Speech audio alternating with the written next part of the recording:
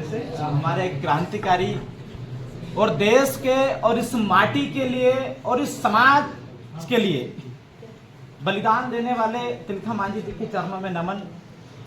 एक इतिहास में बहुत लंबा चौड़ा गांजा पी पी के जो इतिहास लिखा गया और उसका शायद एक परिणाम है कि आज देश के प्रथम स्वतंत्र सेनानी का आज जो तमाम जो लोग हैं जिन्होंने गांजा पी के इतिहास लिखा उन्होंने हमारे क्रांतिकारी को याद भी नहीं किया। और हमारी समाज की दुर्भाषा देखिए आप कि जो काल्पनिक है जिसको सुप्रीम कोर्ट ने काल्पनिक घोषित किया उनके लिए हम लोग आएंगे तो अंगना सजाएंगे और ये सजाएंगे और वो सजाएंगे। मैं ये मानता हूं कि अगर हमारे क्रांतिकारी अगर नहीं होते और नहीं अंग्रेजों से लड़ते तो शायद अंग्रेजों के यहां अंगना सजा रहे हो। तो ये मेरी बात गारंटी के साथ आप लोग याद रखें।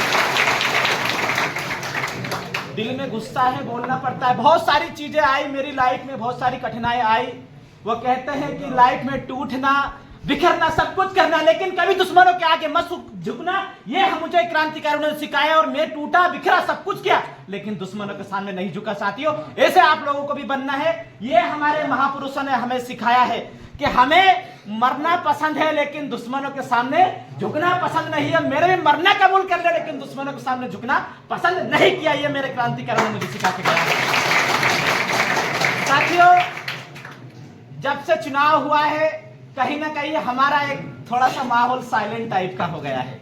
ऐसा लगा है कि यार अंग्रेज वाली सरकार बन गई, अब बोलेंगे तो क्या होगा। ऐसा नहीं है कि हमारे एमएलए नहीं बने तो अब बोलेंगे तो क्या होगा, मुकदमा हो जाएगा, जेल हो जाएगी। अरे हम टंटिया मामा के वंशज है, फांसी पे झूल गए फिर भी कदम पीछे नहीं हटाए तो हम लोग पीछे कदम क्यों हटाएंगे। हम उस कौम के लोग हैं। सरकार भली नहीं बनी लेकिन हम तो सरकार हिलाने वाले लोग हैं ना। और जिनके अंदर सरकार हिलाने की ताकत होती है वो किसी के माय के लाल से नहीं डरते। जैस वो ताकत है, जैस के युवा वो लोग हैं जो सरकार को हिलाने का दमखम रखते हैं। वही देन है कि मध्य प्रदेश में चाहे किसी की भी सरकार बने उन्हें रात रात भर नींद नहीं आती। आज जयेश की बेटा के पता नहीं कितने लोगों की नींद नहीं आ रही होगी। वो सरकार के लोगों को नींद नहीं आ रही वो तो ठीक है लेकिन हमारे संगठन के लोगों को भी नींद नहीं आ रही। उन लोगों को लगा होगा कि चुनाव खत्म हो गया, बहुत सारे लोग 2-3 महीने हो गए साइलेंट होकर बैठ गए, पता नहीं जयेश खत्म हो गया। लेकिन आज मैं धन्यवाद देना चाहता हूं युवाओं का। आप लोगों ने साबित किया है कि जयेश किसी भी कंडीशन में टूटने वाला है ना बिखरने वाला है। नया इतिहास रचने की ओर जा रहे हैं साथियों। ये आप लोगों ने साबित किया। और ये तमाम आज की जो बैठक है, तमाम जो बैठक है कहीं ना कहीं इस समाज के युवाओं में जान फूंकने की एक आगाज करेगी। और हम लोग मुझे भरोसा है युवाओं में कि हम लोग कहीं ना कहीं एक नई क्रांति की ओर आगाज करेंगे।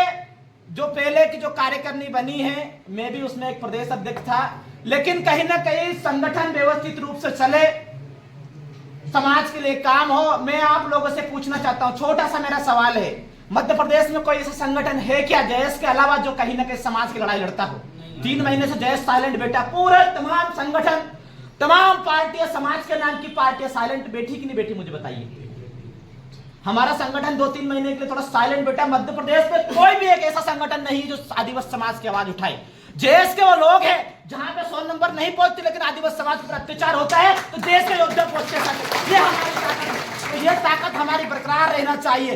जंगल में पिछड़े कई लोगों को उम्मीद है हमारे लोगों से, हमारे संगठन से उम्मीद है। मैं चाहता हूं कि वो कहीं ना कहीं उम्मीद बरकरार रहनी चाहिए। अभी हंसदेव की बारी हो सकता है, मध्य प्रदेश की बारी भी आ सकती है, आने वाली है। तो उसको लड़ने के लिए कहीं ना कहीं तो हमें तैयार रहना पड़ेगा।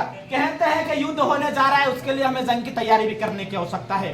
आज हंसदेव कल हो सकता है बड़वानी, हरदा, बैतूल, देवास, पता नहीं कहां का। क्योंकि जो सरकारें हैं उनकी जो निगाह है वो आदिवासियों के जमीन जंगल पर है। अभी मोदी जी का एक भाषण आया था हम आरक्षण खत्म करेंगे।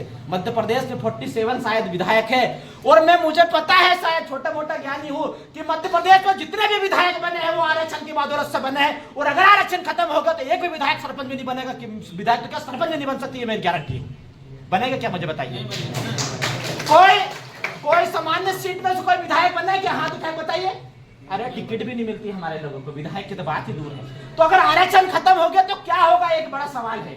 जो नौकरी में हमारे लोग बैठे हैं इनको भी कहीं ना कहीं ये लोग आरक्षण की बदौलत जाकर पहुंचे हैं। और अगर आरक्षण खत्म हो गया तो आदिवासी समाज भी और कहीं ना कहीं पूरी तरीके से खत्म होने के कगार पहुंचेगा।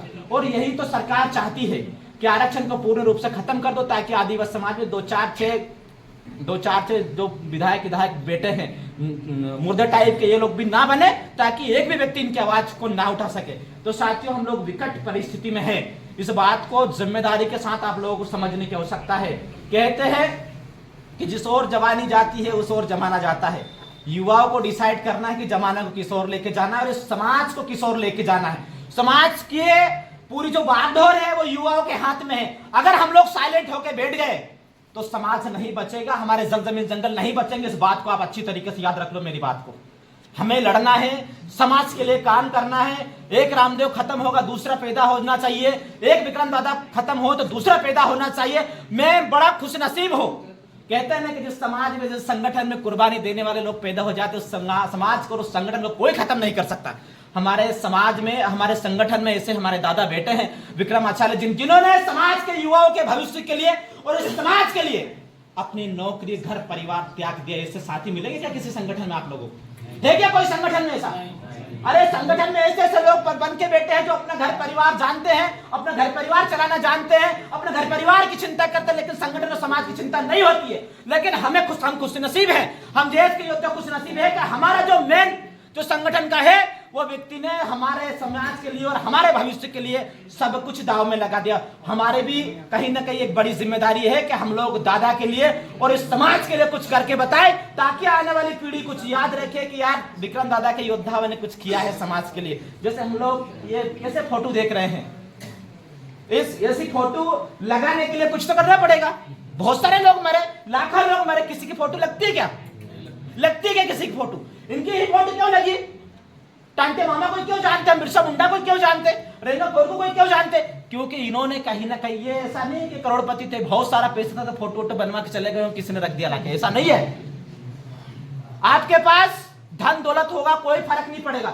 आपने समाज के लिए क्या किया, ये बहुत महत्वपूर्ण है। अगर अपने आप भी कहीं ना कहीं इनकी तरह फोटो लगवाना चाहते हो 150 साल पहले, तो आपको समाज के लिए काम करना पड़ेगा, जल जमीन जंगल बचाने के लिए काम करना पड़ेगा, आदिवासी हक अधिकारों को बचाने के लिए काम करना पड़ेगा। साथियों, बहुत सारे साथी लोग बैठे हैं, बहुत सारे चिंतन मनन आज करना है, तो मैं चाहता हूं कि आप सभी लोग व्यवस्थित तरीके से बात रखें। और हो सकता है संगठन में बहुत सारे पदाधिकारी हो, तो चेंजेस हो, तो बुरा भी नहीं मानने के यार कि मेरे को तो हटा दिया, उसको बना दिया, ये चीज भी सामने नहीं आनी चाहिए। हम लोग समाज के लिए काम करना, संगठन हमारा एक, जैसे माला कैसी होती है, मोती मोती डालते हैं और उसको पहनाते हैं, वो हमारा एक संगठन है। लेकिन हमारा संगठन का उद्देश्य है कि हम लोग समाज के लिए काम करें, हमारे जल जमीन जंगल के लिए काम करें, हमारे अस्तित्व को बचाने के लिए काम करें। तो हम सबको कहीं ना कहीं किसी भी माध्यम से जो भी जिम्मेदारी छोटी मोटी टूटी फूटी मिलेगी, हम लोग उसको एक्सेप्ट करेंगे और मरते दम तक समाज के लिए काम करेंगे। जो सपना टांटे मामा बिरसा मुंडा ने देखा है, उस सपने को साकार करने के लिए अगर जान भी देना पड़े तो हम देने के लिए तैयार है। साथी जोहार, जिंदाबाद, लड़ेंगे और जीतेंगे। मैंने पहले भी बोला था कि सरकार किसी की भी रहे, हमारे अंदर सरकार हिलाने वाला दम होना चाहिए, और हमारे अंदर वो दम है। कुर्सी में कोई भी व्यक्ति बैठा, हम नीचे से हिला हिला उसको नीचे फेंकने का दम रखता है। ये हमारी ताकत है, ये देश की ताकत है। मध्य प्रदेश में 21% आदिवासी रहते हैं, पता है ना आपको? 2.5-3 करोड़। साला व्यवस्थित तरीके से हमको कुछ आ जाए तो पूरे मध्य प्रदेश से भूकाल आना चाहिए। लेकिन अफसोस और दुर्भाग्य की बात है कि जिस मध्य प्रदेश के अंदर सबसे ज्यादा जनसंख्या आदिवासियों की है, और उन्हीं आदिवासियों के ऊपर सबसे ज्यादा अत्याचार हुआ है मध्य प्रदेश के अंदर, और मध्य प्रदेश अत्याचार के मामले में मध्य प्रदेश में नंबर 1 है। तो इस बात को भी हमको याद में रखना है कि कैसे आदिवासी समाज के ऊपर अत्याचार कम हो, कैसे हमारी बहनों के ऊपर अत्याचार कम हो। जब नेमावर में 5 बहनों को जमीन के अंदर गाड़ा था, 1.5 महीने तक उन बहनों की लड़ाई हम लोगों ने लड़ी है। हमने बहुत सारी इस समाज के लिए कुर्बानी दी है। आप सब लोगों ने देखा है कि 21-22 साल की उम्र में इस सरकार ने जिला बदर भी किया, मुकदमे भी ला दे, बहुत सारी चीजें किया। लेकिन जब तक सांस है, जब तक हम लोग लड़ेंगे और जब तक जिंदा रहेंगे, जब तक हम संगठन के लिए काम करेंगे, जो भी जिम्मेदारी मिलेगी हम लोग एक्सेप्ट करेंगे। सभी को जोहार, जिंदाबाद, जय आदिवासी, जय जोहार, जय जयस, लड़ेंगे जीतेंगे।